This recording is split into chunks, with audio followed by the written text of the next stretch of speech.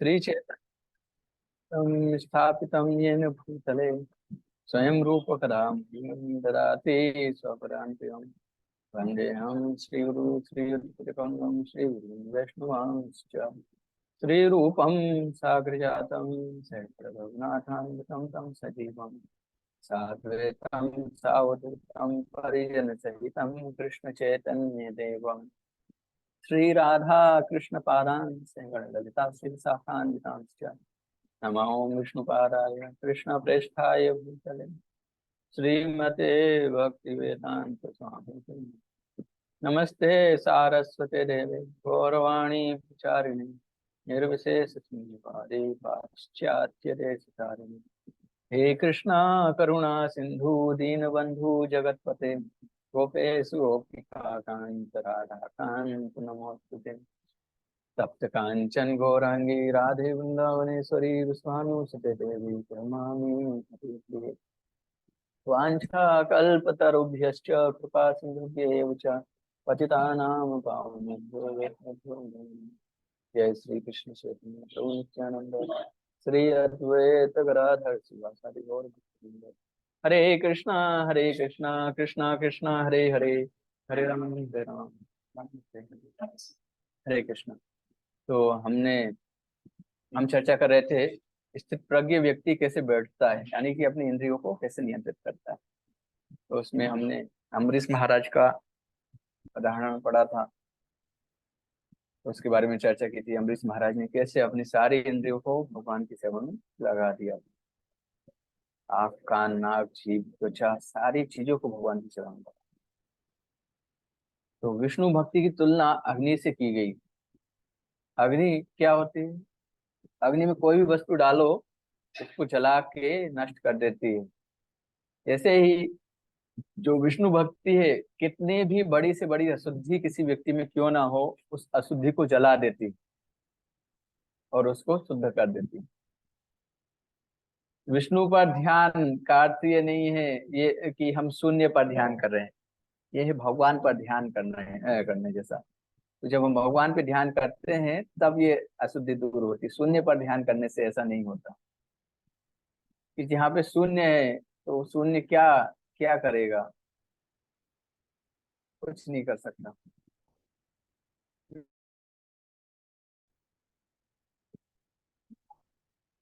तो यहाँ पे अभी हम आगे चर्चा करेंगे बहुत इंपॉर्टेंट टॉपिक, श्लोक 62 टू 63।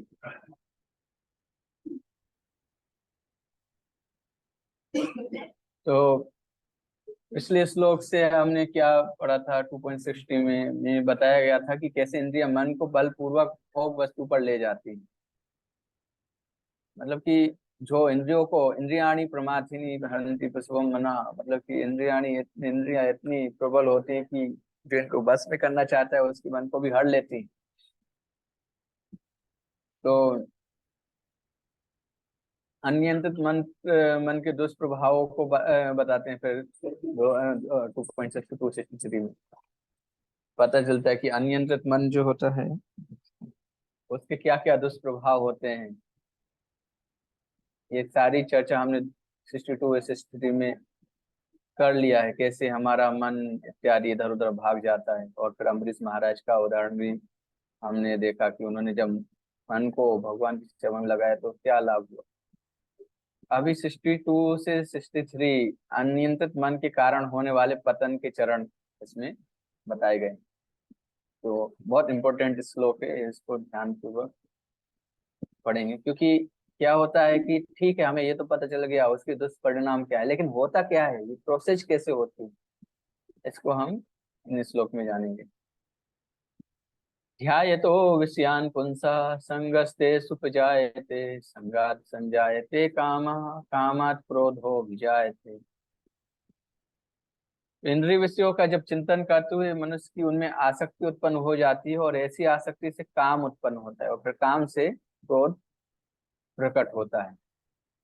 नेक्स्ट श्लोक। क्रोधाद् भवति सम्मोहः सम्मोहात् स्मृति विभ्रमः स्मृति भ्रंशात् बुद्धिनाशो बुद्धिनाशात् प्रणश्यति। जब क्रोध होता है तो क्रोध से पूर्ण मोह उत्पन्न होता है। मोह मोह मतलब इल्यूजन, व्यक्ति को पता नहीं चलता सही क्या है गलत क्या है। और मोह से क्या होता है, स्मरण शक्ति का विभ्रम हो जाता है। और जब स्मरण शक्ति विभ्रमित हो जाती है यानी भ्रमित हो जाती है तो क्या होता है, बुद्धि नष्ट हो जाती है। और बुद्धि नष्ट होने पर मनुष्य भवकूप में पुनः गिर जाता है। ठीक है, तो ये हमारी प्रोसेस होती है।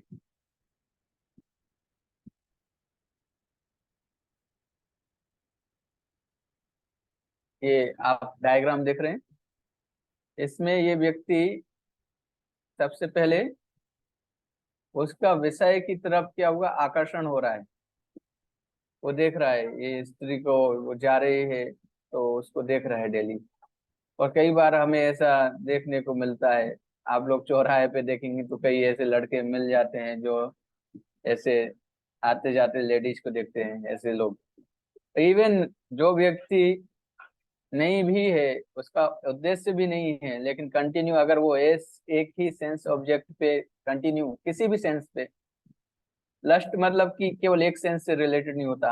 आंखों से कोई वस्तु प्रिय हो सकती है, कोई खाने में कोई वस्तु किसी को अच्छी लगती है, रसगुल्ला रसगुल्ला, कंटिन्यू आप रसगुल्ले का चिंतन कर रहे हैं।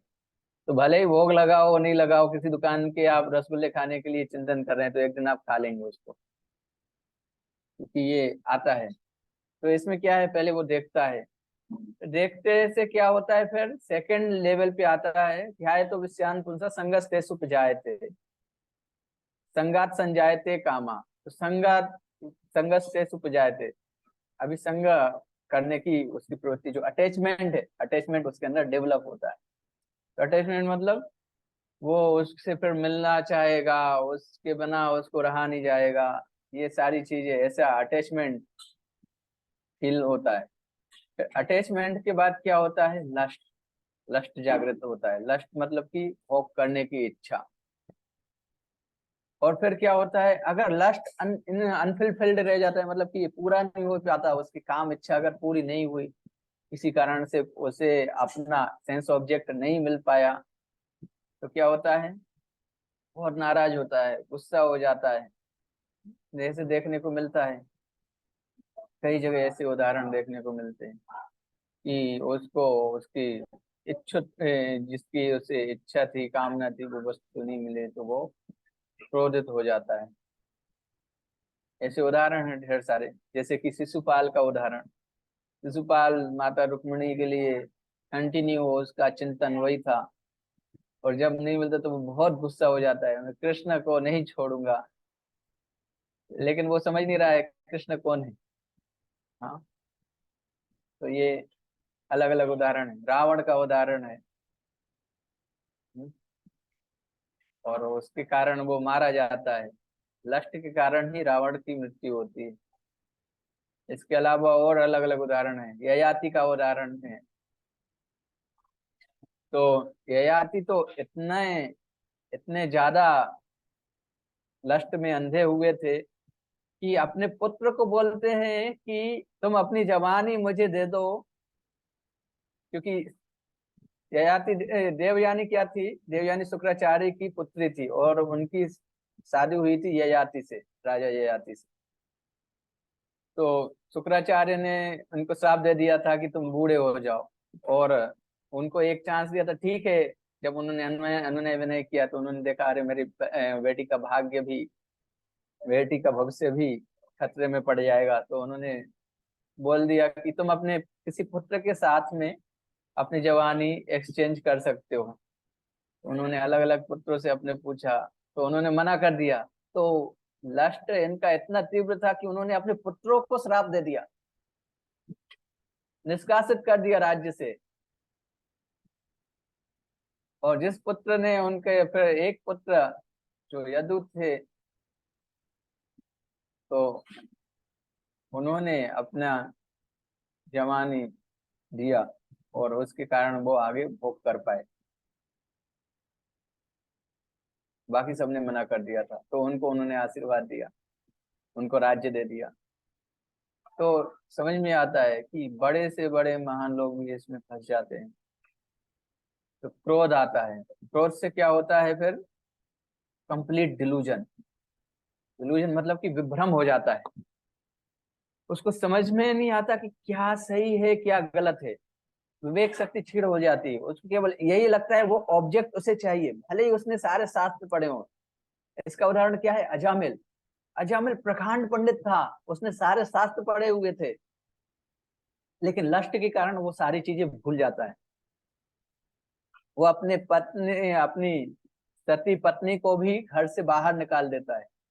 और फर्स्ट क्लास ब्राह्मण, सिर्फ पर लिखते फर्स्ट क्लास ब्राह्मण था, आज के समय में तो ऐसे ब्राह्मण दिखते नहीं, लेकिन उसकी ऐसी कंडीशन हुई।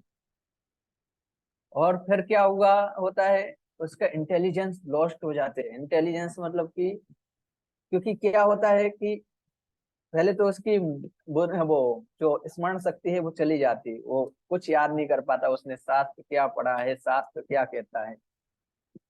क्योंकि बुद्धि निर्णय लेती है जो उसमें पहले के इम्पैक्ट पढ़े, जो उसकी मेमोरी है। अब मेमोरी पावर ही पूरी चली गई, उसको पता ही नहीं शास्त्र क्या कहता है, शास्त्र का क्या कथन है। तो उसके बाद तो क्या होता है, वो सही गलत का निर्णय नहीं ले पाता है और इंटेलिजेंस उसकी लॉस हो जाती है। फिर क्या होता है, वो अंधकूप में जा गिरता है। ये देखो, ये नरक में जा गिरा है। तो ये स्थिति होती है। तो इसलिए हमें इससे बहुत सावधान रहना चाहिए। सेम चीज हमें देखने को मिली थी किसके साथ में? विश्वामित्र के साथ में। विश्वामित्र पहले वो लस्ट के शिकार होते हैं, फिर उसके बाद क्रोध के शिकार होते हैं। जब रंभा आती है तो उनको वो भस्म कर देते हैं, क्रोध से क्रोध दिखाते हैं। तो इस तरीके से देखते हैं बड़े बड़े योगी तक इसमें ट्रैप हो जाते हैं। तो ये अटैचमेंट आता क्यों है? एक्चुअली जो इंद्रियां हैं, इंद्रियों की तुलना सर्प के से की जाती है, सर्प से की गई है। आपने देखा है सांप का स्वभाव क्या होता है? काटना, डसना। वो डसता है, कुछ भी अगर कोई इनोसेंट जानवर भी है जिसने उसका कुछ नहीं बिगाड़ा है, उसको भी वो जाके डसेगा। इस सांप का स्वभाव ही है ईर्ष्यालु, तो उसको डसता है। ऐसी इंद्रियां, इतने जो हमारे सेंसेस हैं, ये इतनी ईर्ष्यालु होती हैं कि कोई व्यक्ति अगर गलत कार्य नहीं भी करना चाहता तो उसको जाके डसेंगी। तो यानी कि अगर कोई व्यक्ति एक सपेरे के जैसा नहीं है जो इंद्रियों को बीन बजा के कंट्रोल में कर सके। वो बीन क्या है? हरे कृष्णा कृष्णा कृष्णा हरे हरे, हरे राम राम राम हरे हरे। तो अगर ये हरे कृष्णा महामंत्र की बीन से अगर आप कंट्रोल नहीं कर रहे हैं इंद्रियों को, तो इंद्रियाणी प्रमाथिनी हरंती प्रसवन बना, इंद्रिया एक ऐसे व्यक्ति के मन को भी हर लेती है जो उसको कंट्रोल करने का प्रयास कर रहे हैं। तो इसलिए हमें इसका एक ही उपाय है कि सारी इंद्रियों को हम भगवान की सेवा में लगाएं।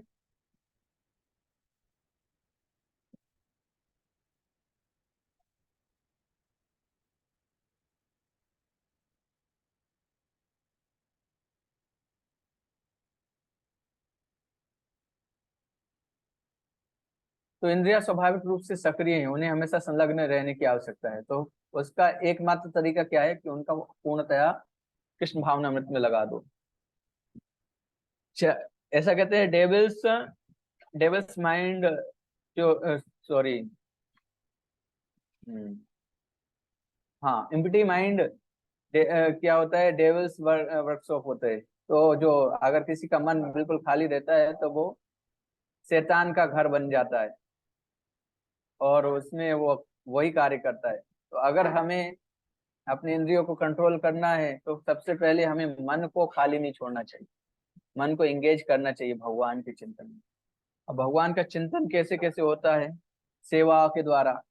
ऐसा नहीं है कि लस्ट को केवल हम बुक रीडिंग से ही कंट्रोल में कर सकते हो, उसके साथ में आपको फिजिकल सेवा भी करना जरूरी है। ये पूरा पैकेज श्रील प्रभुपाद ने परफेक्ट पैकेज दिया है, इसमें हमें सेवा भी करनी चाहिए। भगवान के लिए प्रसाद बनाना, माताओं को घर में कुक नहीं रखना चाहिए, बल्कि उनकी ड्यूटी है कि वो भगवान के लिए प्रसाद बनाए। और इस तरीके से जब भगवान के लिए प्रसाद बनाएंगे तो चिंतन उनका भगवान का होगा, उनको जानना चाहिए भगवान को क्या क्या पसंद है। तो वो सारी चीजें भगवान के लिए प्रेम पूर्वक उनको बनानी चाहिए। राधा रानी को अरबी बहुत पसंद है। क्या भगवान श्री कृष्ण का फेवरेट फ्रूट क्या है? कौन, कोई बताएंगे? कटहल, पका हुआ कटहल जो होता है वो उनका फेवरेट फ्रूट है। और राधा रानी का चीकू। एक भक्त से मैंने सुना था भगवान श्री कृष्ण की फेवरेट सब्जी करेला है, उसकी प्रामाणिकता मुझे पता नहीं। और तो ये भगवान के कुछ फेवरेट फ्रूट्स है। भगवान को मक्खन खाना बहुत पसंद है। फिर सब्जी पूरी, भगवान सारी चीजें खाते हैं। तो जो भी हम बनाए तो भगवान को कैसे अच्छा लगेगा इस चेतना में बनाते हैं। भगवान का मंदिर सजाना, फिर उसके बाद जो कमाते हैं उससे उसको भी भगवान की सेवा में लगाना, कि मैं कमा रहा हूँ क्यों, भगवान की सेवा के लिए। भगवान की सेवा से कैसे बेटर हो सकती है, ये चेतना हमें डेवलप करना है। तो इस तरीके से हम इंद्रियों को नियंत्रित कर सकते हैं। और इसके सकारात्मक और नकारात्मक उदाहरण भी हैं।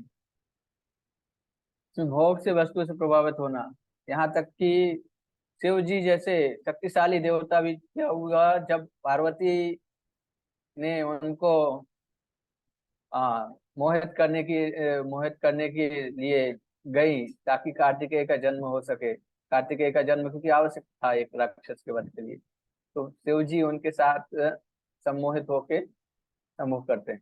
और उसके बाद क्या होता है, सकारात्मक उदाहरण, हरिदास ठाकुर एक युवा भक्त थे और वो भजन में लगे थे। तो जब एक वेश्या भी आती तो वेश्या को भी उल्टा भक्त बना देते हैं। तो हरिदास ठाकुर साधारण व्यक्ति नहीं थे, प्रहलाद महाराज और हाँ ब्रह्मा जी के सम्मिलित अवतार थे। तो इंद्रिय नियंत्रण के संदर्भ में सफलता का रहस्य क्या है, उत्तम रस।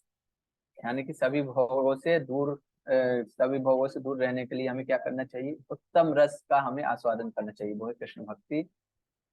और युक्त वैराग्य की परिभाषा मैंने कल बताई थी कि युक्त वैराग्य से हम कैसे सारी वस्तु को भगवान को ऑफर करते हैं, भगवान की सेवा में लगाते हैं और भगवान के प्रसाद के रूप में हम करते हैं। श्री प्रभुपाद कहते थे किसी को अपनी पत्नी को भी भगवान की सेवा में लगाना चाहिए, क्योंकि पत्नी उस व्यक्ति की संपत्ति नहीं है, वो भगवान की संपत्ति है। क्योंकि भगवान उसकी रक्षा करने वाले हैं, वो पति उसकी रक्षा नहीं करता। इस तरीके से बोलते। इसके ऊपर एक सुंदर पास टाइम है, वो हम कल चर्चा कर सकते हैं क्योंकि अभी समय हो गया है। किसी का कोई प्रश्न है तो पूछ सकते हैं।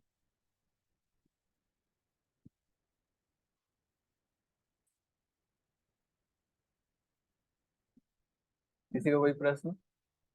हरे कोई? Krishna Prabhu ji. Yes. Prabhu ji, can I say the idioms again?